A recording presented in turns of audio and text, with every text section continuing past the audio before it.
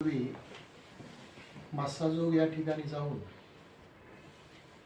संतोष देशमुख यांच्या कुटुंबियांना भेटलो, त्यांच्या भावना जाणून घेतल्या आणि या सगळ्या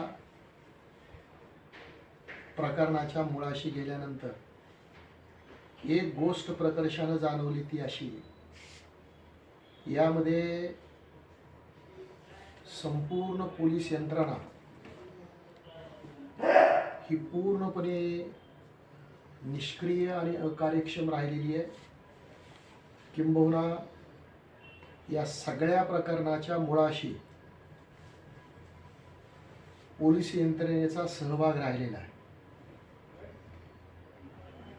संतोष देशमुख यांचे ड्रायव्हर यांनी 5 मिनिटांमध्ये पोलीस स्टेशन गाठून पोलीस स्टेशनमध्ये घडलेला सगळा प्रकार सांगितला की संतोष देशमुख यांना गाड्या आडव्या लावून त्यांना मुसक्या बांधून गाडीत टाकून पळवण्यात आलेलं आहे. ही प्रथम वार्ता पोलीस स्टेशनच्या कानावरती घातल्यानंतरही तिथले PI महाजन आणि PSI पाटील हे निष्क्रिय राहिले. त्यांनी जर कार्यक्षमता दाखवली असती तर कदाचित संतोष देशमुख हे आज जिवंत राहिले असते. पण या सगळ्या गोष्टीला कारणीभूत जर कोणी असेल तर केजचं पोलीस स्टेशन, तिथे काम करणारे PI श्री महाजन, श्री पाटील. कारण 3 तास या दोघांनी काय केलं, यांचं खरं तर मोबाईल चेक केले पाहिजेत. दरम्यानच्या काळामध्ये हे कोणाकोणाशी बोलले, कोणाकोणाचे फोन यांना आले, कुठून संचालन होत होतं, कोण यांचं दिग्दर्शन करत होतं आणि त्याप्रमाणे हे शांत का राहिले. म्हणून मी तर आपल्या माध्यमातून एक मागणी करू पाहतोय की या संतोष देशमुख यांच्या खुनाला जे आरोपी जबाबदार आहेत त्यामध्ये सहआरोपी म्हणून या दोघांचा समावेश केला पाहिजे. कारण या दोघांची निष्क्रियता, कायद्याचे रखवालदार असूनही यांनी दाखवलेली अकार्यक्षमता या संतोष देशमुख यांच्या खुनास जबाबदार आहे. आणि ही अतिशय अमानवी कृत्य, अमानवी घटना, अमानुष घटना, अतिशय क्रूर पद्धतीनं संतोष देशमुख यांना जिवंत मारण्यात आलेले 3-3.25 तासामध्ये घडलेला हा प्रकार आहे. आणि 3-3.25 तास पोलीस यंत्रणा अतिशय शांत राहिलेली आहे.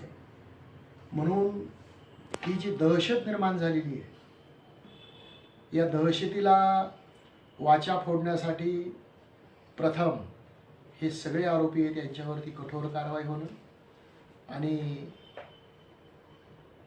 या खुनास जबाबदार असणारं पोलीस स्टेशन यांनाही सहआरोपी करणं हे शासनाचं काम आहे.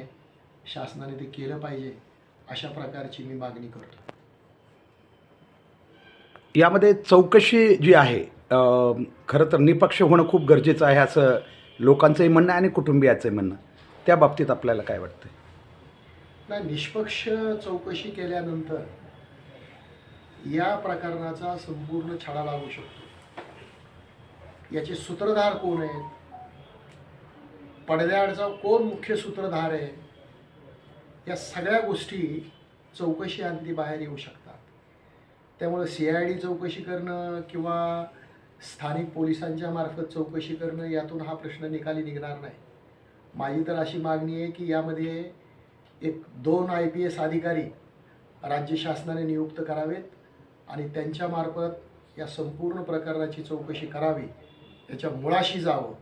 मुळाशी गेल्यानंतर मुख्य सूत्रधार कोण आहे, तो मुख्य सूत्रधार हा बीड जिल्ह्याच्या